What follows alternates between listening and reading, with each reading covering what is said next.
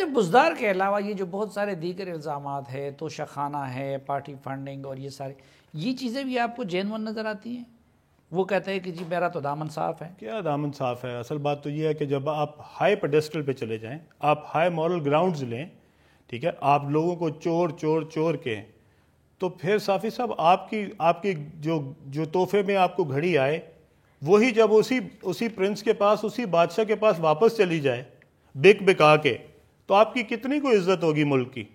کہ ایک prime minister کو جو تحفہ دیا جائے وہ بازار میں مارکیٹ میں اس کو بیچ کے وہ واقعی اسی کے پاس چلا جائے جس نے اس کو تحفہ دیا تھا. وہ اس وقت وہ کیا سوچتا ہوگا ہمارے پرائم منسٹر کے بارے میں، پاکستان کے بارے میں، کہ یہ کیسے لوگ ہیں؟ اور عمران خان نے یہی تو ہمیں سکھایا تھا.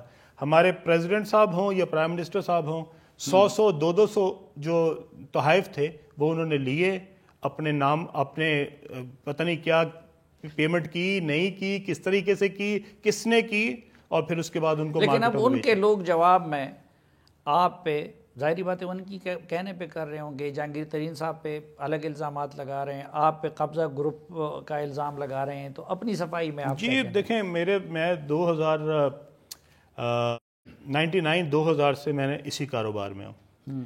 یہ جو خان صاحب نے مجھے کہا کہ یہ پتہ نہیں 300 کنال یا 300 ایکڑ، پتہ نہیں انہوں نے کون سا کہا تھا، 300 سمتنگ تھا، کہ جی یہ وہ گرین سے براؤن کرانا چاہتا تھا.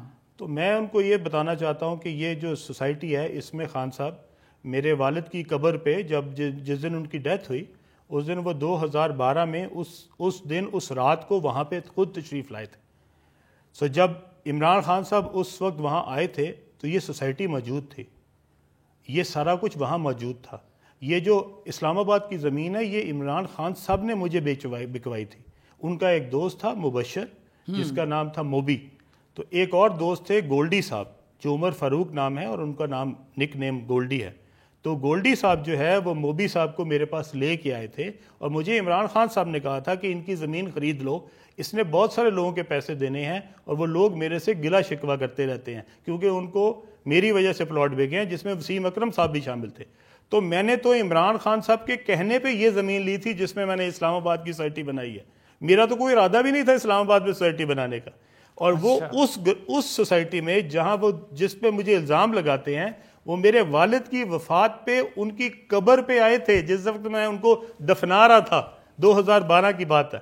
تو خان صاحب نے میرے اوپر وہ الزام لگائے ہیں کہ یہ گرین کو براؤن کر رہا تھا. یہ وہ زمین ہے جو کہ روڈا کے انڈر آ گئی ہے، اور روڈا وہاں پہ ایک ریور راوی اربن پروجیکٹ بنا رہا ہے. اور جب ریور راوی اربن پروجیکٹ بن رہا ہو صافی صاحب، تو میری زمین گرین کیسے رہ سکتی ہے؟ وہاں پہ روڈا جو ہے وہ 5 سٹار ہوٹلز بنا رہا ہے، وہاں پہ شاپنگ مالز بن رہی ہیں، وہاں پہ اپارٹمنٹ بلڈنگز بن رہی ہیں، وہاں پہ ہاؤسنگ سوسائٹی بن رہی ہیں. تو جب روڈا پوری کی پوری زمین جو ہے اس کو کنورٹ کر رہا ہے into a housing project, into a commercial project, تو کیا علیم خان کے پیچھے جو زمین ہے وہ گرین رہ سکتی ہے؟ یا صرف وہ زمین گرین ہے جو کہ میرے پیچھے ہے، جہاں پہ میں سوسائٹی کو ایکسٹینڈ کر رہا ہوں، اور باقی ساری زمین جو ہے وہ براؤن ہے؟ اچھا، خان صاحب کو وہ الزام لگانا چاہیے جس پہ خان صاحب کے پاس کوئی سبسٹنس بھی ہو، جبکہ خان صاحب کو پتا ہے کہ یہاں پہ ہاؤسنگ سوسائٹیز والے جنہوں نے ہزاروں نہیں لاکھوں ایکڑ سرکاری زمین جی ہے اپنی سوسائٹیز میں شامل کی ہیں، وہ ان کے سب سے بڑے سپانسر تھے ان کی حکومت میں.